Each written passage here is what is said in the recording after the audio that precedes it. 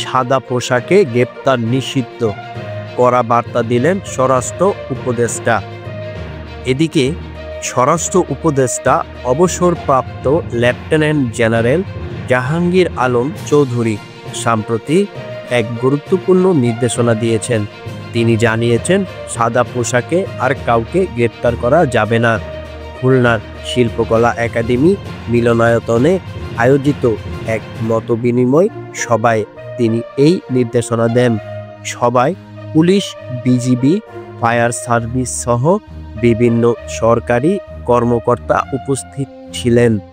তিনি আরও বলেন, দেশের বিভিন্ন স্থানে মব এক এবং হত্যাকাণ্ডের ঘটনা বাড়ছে, তাই জনগণকে আইন নিজের হাতে তুলে না নেওয়ার আহ্বান জানান তিনি। অপরাধীকে পুলিশের হাতে তুলে দিতে হবে এবং ভুয়া মামলাকারীদের বিরুদ্ধেও ব্যবস্থা নেওয়ার নির্দেশ দেন।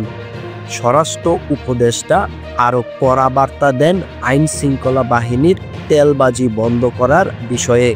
তিনি বলেন, কোনো রাজনৈতিক দলকে বাড়তি সুবিধা দেওয়া যাবে না।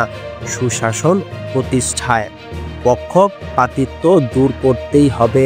এছাড়া থানায় লুট হওয়া অস্ত্র এখনো উদ্ধার হয়নি।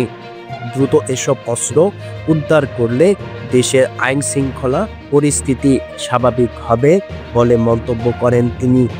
এই নির্দেশনা দেশের আইন শৃঙ্খলা পরিস্থিতিতে কী পরিবর্তন আনবে, মতামত জানাতে ভুলবেন না।